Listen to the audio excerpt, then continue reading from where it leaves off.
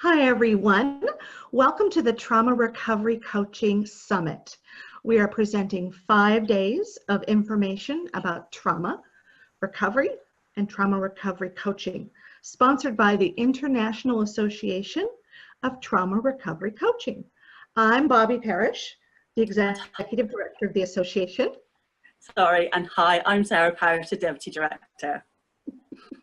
We want to issue, before we jump into anything, a brief trigger warning.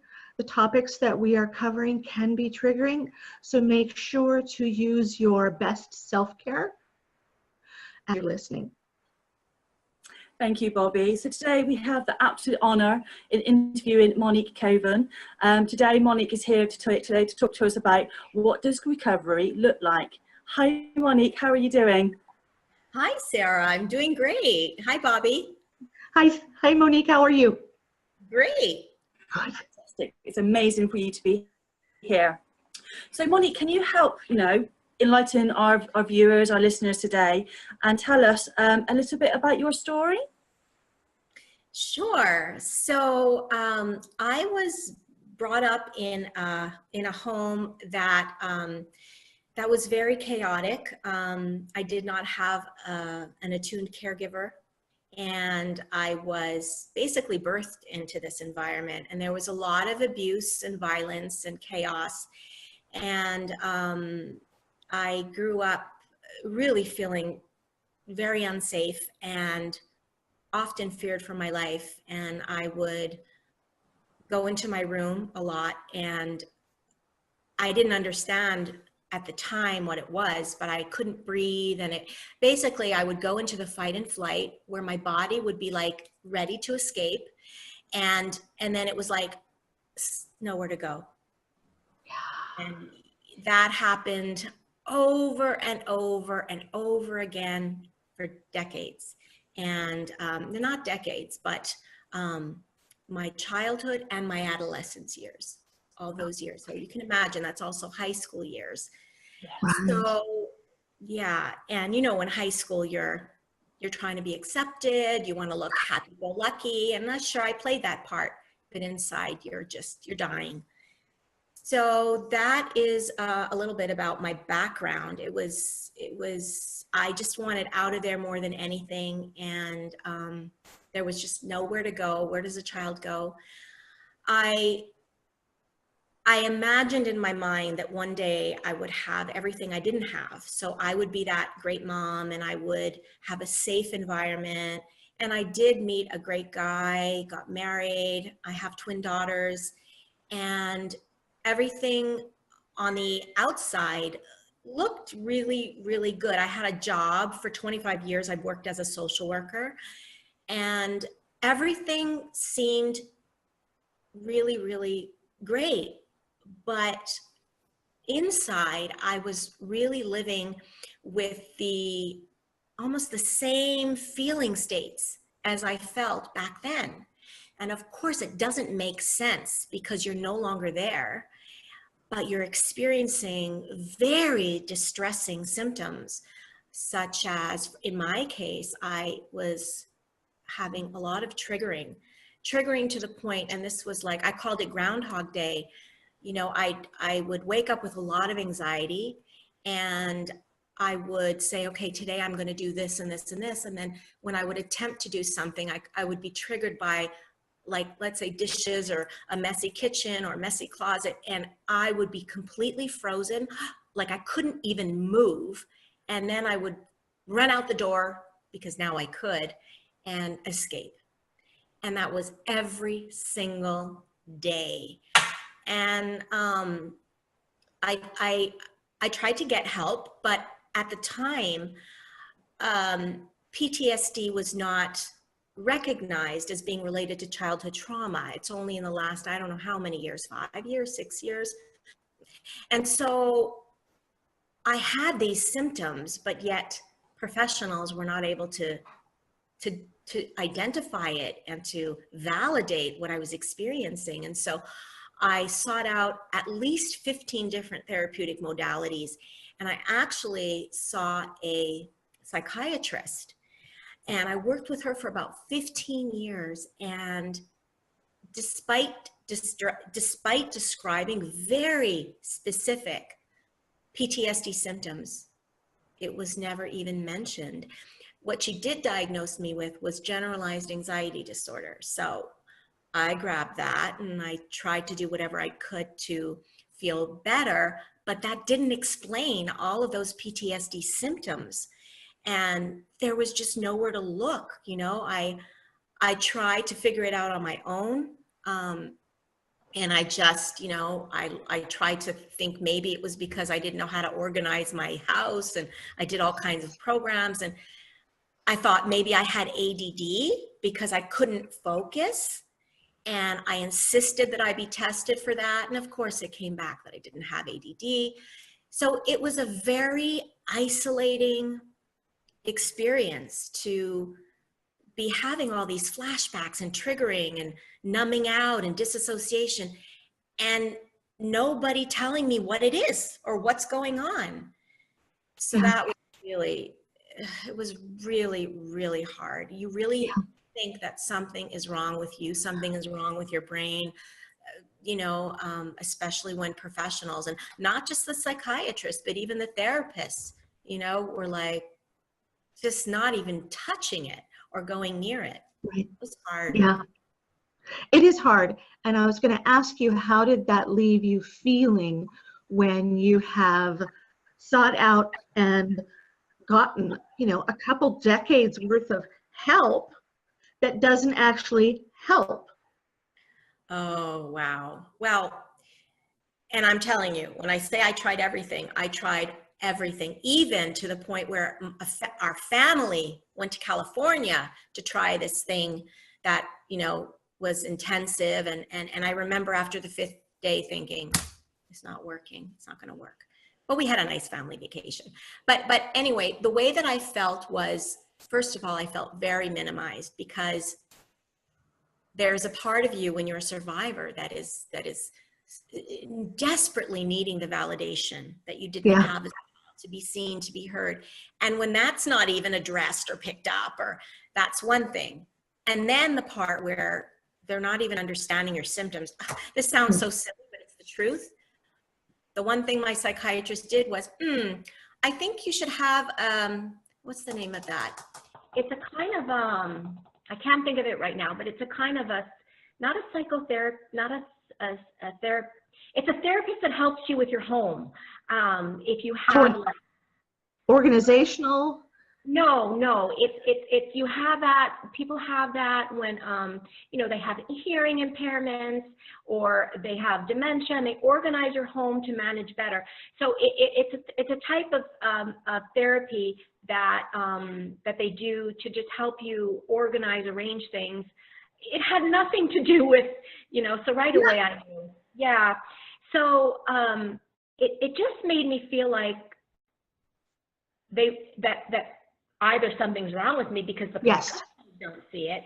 And also the experience with the particular psychiatrist was very, very minimizing, because every time I would see her, she would be like, are you doing CBT? Have you done it? What's happening? And I just always felt like I was disappointing her. Right. And that, you know, and that I was not a compliant client, or, yes. So yeah, it was very, very isolating. Yes. And yet it was very familiar. And that's the part that, you know, Excellent point. So as a trauma recovery coach, are you finding that happens a lot, that you get clients who come into you and say, Monique, I've tried all the things, but none of them have worked? And you can say, been there, done that. I do have some like that, you know, that have tried lots of different things.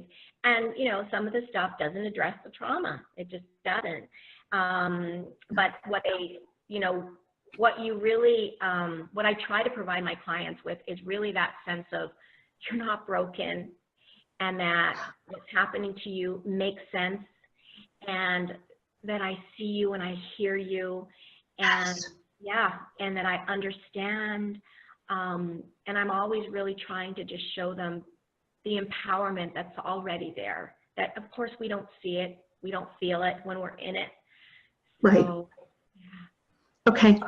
So I asked you. Sorry, Bobby, carry on. No, go ahead. So I was going to ask, like, Monique, it sounds very much like a compassionate witness.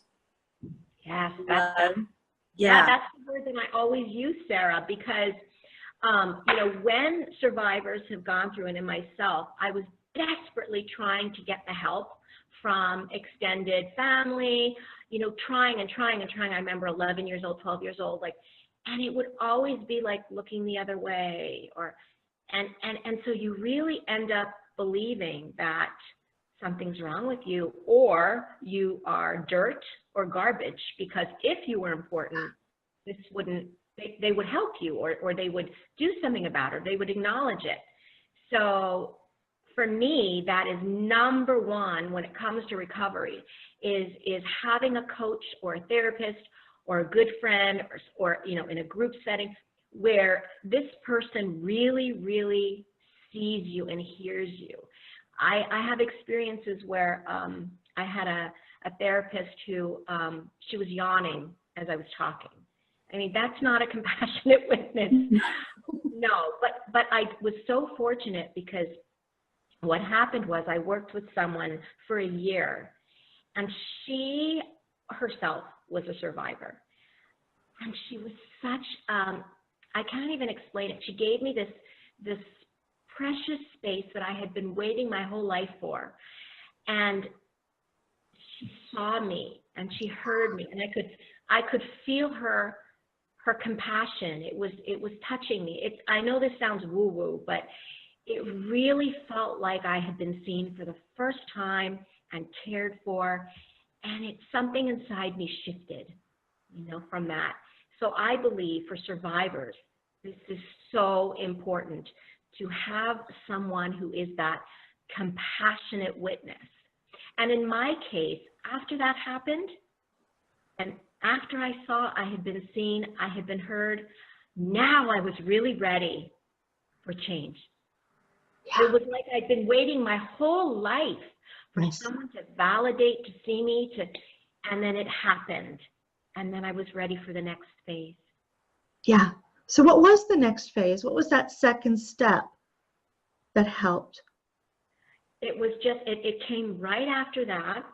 So I was introduced to an understanding where I got to understand how our experience of life is created in the moment. And so what that looks like is that someone like me who had chronic anxiety, I really kind of thought that the anxiety was coming from out there, and I had to do whatever I could to kind of control it. And for somebody who grows up in an environment where you feel completely out of control, you know, you're always on guard because you don't know what, you know, when the next thing's going to happen. And so what I learned was that we're always living in the feeling of our thinking every moment, and that the way that we're designed is that when we have a thought, so let's say I think, I don't know, a lot of people are going to come over for dinner and I'm not ready. Well, as soon as I have that thought, the way that we're designed is a consciousness or awareness brings it to life in a sensory level. We feel it like 3D. And I'm going to feel nervous, I'm going to feel stressed.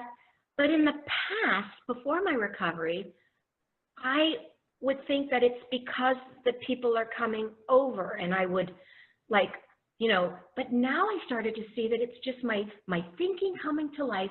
It's coming from me, and that just helped me to feel a lot safer. I didn't have to feel so victimized by, you know, oh God, what, you know, they're going to come over and it'll be a disaster. When I saw that it was coming from me, I just was like, okay, and is that true? Like, is that really true? Like, you know, things can be really great when people come over. So just because I'm feeling the anxiety doesn't mean it's true. So that was really helpful, really liberating for me. Yeah, I like that. We feel our thinking. That's going to be one of the things I'm going to remember. Good, because honestly, that was one of the key things after the compassionate witness that, and I'll say it again because I think people should write it down, we are always living in the feeling of our thinking moment to moment. And it's interesting because as soon as you, let's say you have an anxious thought, you're thinking about something, if the doorbell rings and another thought happens, that's gone and you have another experience. So another thought comes in and you can feel completely different. Yeah. So it's interesting. Yeah. It I love it. One of your other questions is, Monique, is, that you believe that we are all designed in, innate resilience, and well-being. How do you see that? Well, in the past, the word resilience, I couldn't really relate it to me. I could relate it to other people, but not for this person. And that's because I had no frame of reference like resilience, But what I've come to see is that, like all of creation, you look at the trees, the leaves fall down, and there they are again, they pop back up. All of creation is designed for resilience. So they're designed to thrive, to keep living, to keep going, to keep flourishing.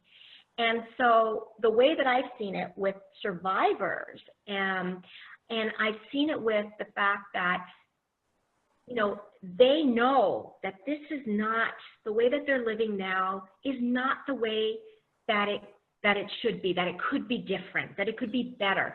And so you see that they're seeking out groups, they're seeking out therapy, they're seeking out a coach. That's resilience. They're moving towards, moving towards change for the better. And the way that I've seen it, and I actually saw this for the first time through a client of mine, and she was talking about how she was having a very difficult time, also not an attuned caregiver mother, and she used to write in her journal a lot, and she was saying how she got her period and how she just knew that I can't go to my mom. And so she told herself what to do. I'm going to buy this, I'm going to get this, I'm going to do that. And she was saying how, she was doing all these things for herself. And it struck me then, wow, even back then when we were survivors, when we felt powerless, when we thought we had nothing, we actually had some empowerment. We actually had that built-in resilience working through us that was telling us, that was informing us, okay, don't tell your parents this, go do that. Maybe you should stay in your room. Maybe you should leave the house. I mean, what is that? That's the resilience. Yeah. Yeah, and so I've started to see that with myself, with other survivors, just in the big picture, that we've always had it. We just didn't see it because we're always looking at what we didn't have or what, Yeah. So it's almost a shift in perspective. Mm-hmm.